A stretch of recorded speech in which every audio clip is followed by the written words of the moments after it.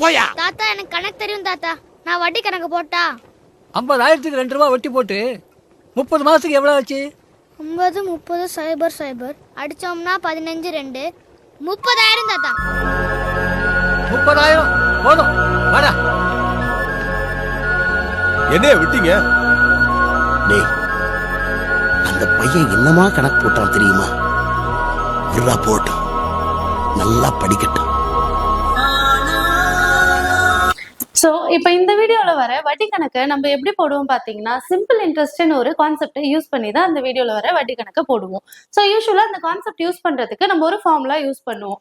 அது simple interest is equal to principal into rate into time divided by 100. So இதுல பிரின்சிபல்னு சொல்றது அந்த 50,000 தான் அவங்க கொடுக்குற அமௌண்ட். இந்த ரேட்னு சொல்றது அந்த வட்டி, எவ்வளவு பர்சன்டேஜ் வட்டி கொடுக்குறாங்கன்றது. டைம்னு சொல்றது எவ்வளோ மாசத்துக்கு கொடுக்குறாங்க, மாசத்துக்கோ வருஷத்துக்கோ. ஸோ இது வந்து மாச கணக்குன்னா நம்ம அங்க மாசத்தை போடுவோம், வருஷ கணக்குனா அங்க நம்ம வருஷத்தை போடுவோம். ஸோ இங்க பிரின்சிபல் வந்து 50,000. ஸோ அதனால நம்ம 50,000 போட்டுக்கலாம். இப்போ இங்க ரேட் வந்து 2 ரூபாய் வட்டின்னு சொல்றாங்க. ஸோ அந்த 2 ரூபாய் வந்து 100 ரூபாய்க்கு 2 ரூபாய் வட்டினா 100%க்கு 2%. ஏன்னா நம்ம இங்க பர்சன்டேஜ் வேல்யூ தான் போடணும். ஸோ 2 இன்டூ 30 மாசம், ஏன்னா இது மாச கணக்கு, அதனால 30 டிவைடட் பை 100. ஸோ நம்ம இதை வந்து சால்வ் பண்ணணும். நம்மளுக்கு 500 இன்ட்டு 2 இன்ட்டு 30 நம்மளுக்கு 30,000 வந்துடும்.